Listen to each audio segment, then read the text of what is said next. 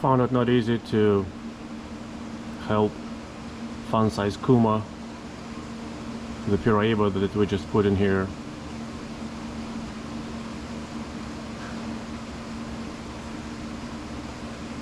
Adjust.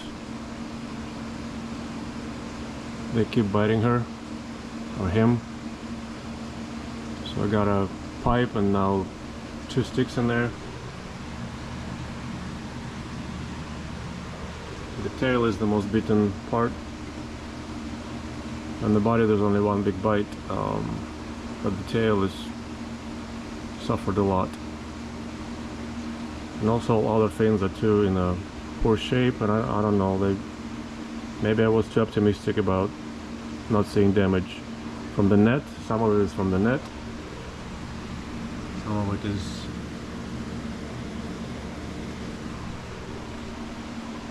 from the tank mates, I'm pretty sure.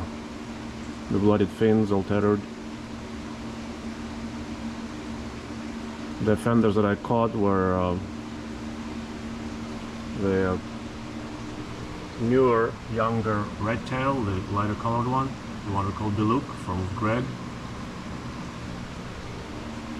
But ever since I fed him the same night, so I'm pretty sure Beluc stopped bothering Piraiba.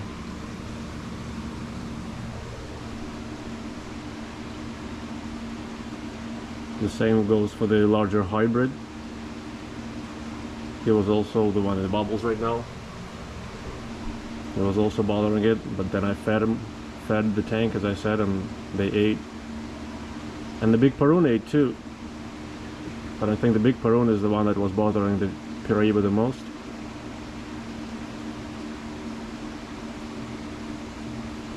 So I'm trying to stress him with the net a little bit. 2 nets and a pipe.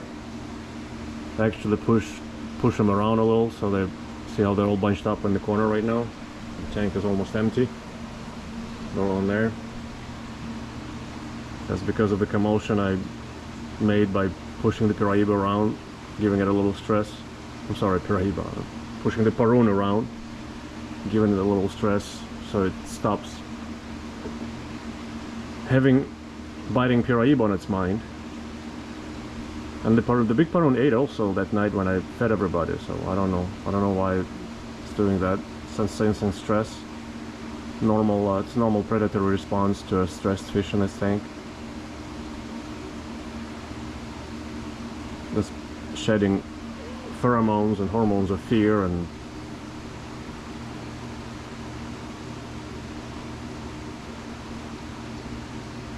in the water.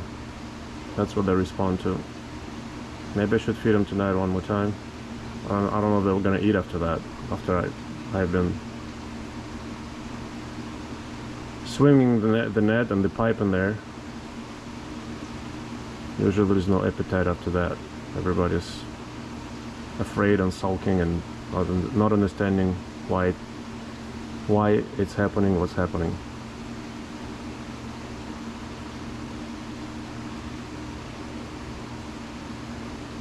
I still have a hope that Piraiba will adjust, but I have a lot less hope today than I had when I transferred it. A lot less.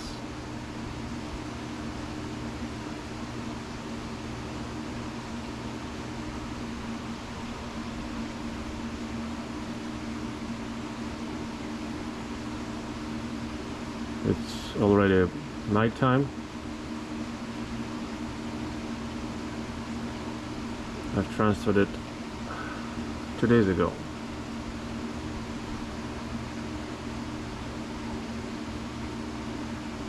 So I don't know what's going to happen at night.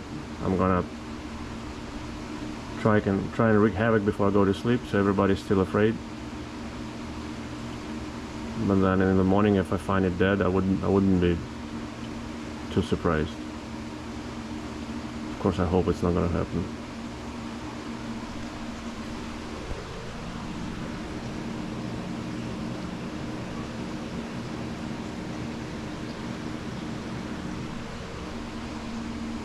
But its shape is starting to be borderline terrible.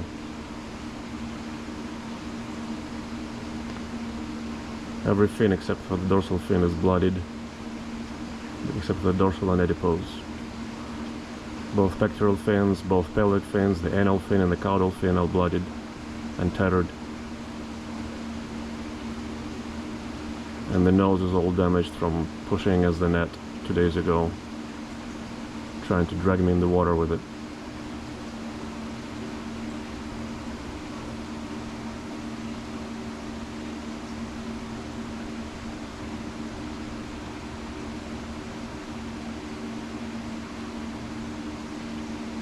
Such is a sad state of affairs for now in the Jumbo 4500.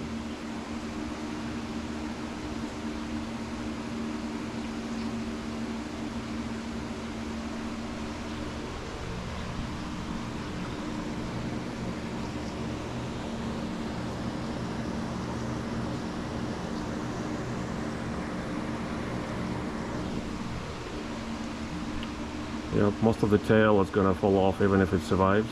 Most of the tail is gonna fall off from all this biting. I can see there's no skin left on the fin, on the half of it.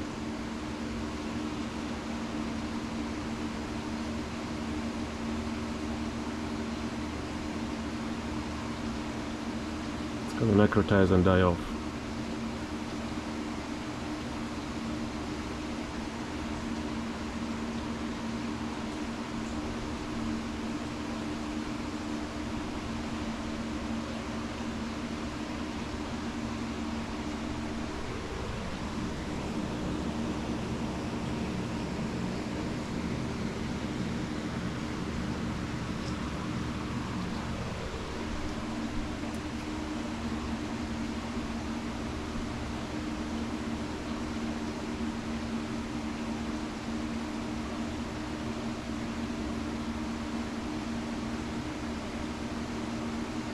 I also have been stressing a little bit the Indian shovelnose because he hates Piraiba. That's why Piraiba cannot go and rest on the bottom. Every time he runs into it on the bottom, he chases it away. The Indian shovelnose does.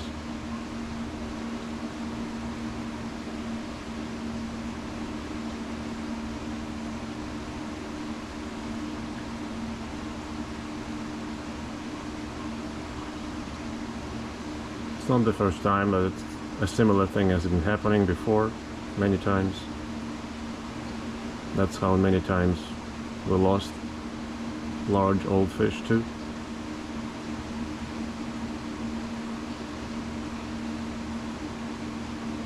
It's the worst scenario to put a new fish in an established tank. You pretty much have to catch everybody in this tank and reintroduce them so everybody's equally stressed, or introduce many stressed fish so that not one fish is picked on all the time.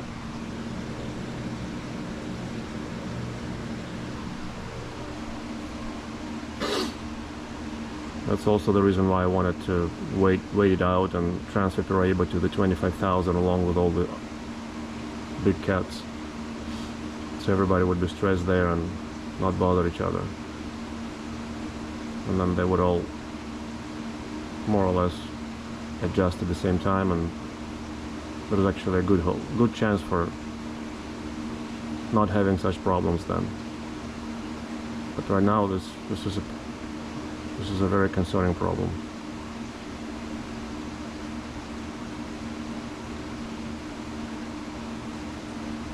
See, the hybrid is paying attention to Piraiba, the big one. Needs to be smacked.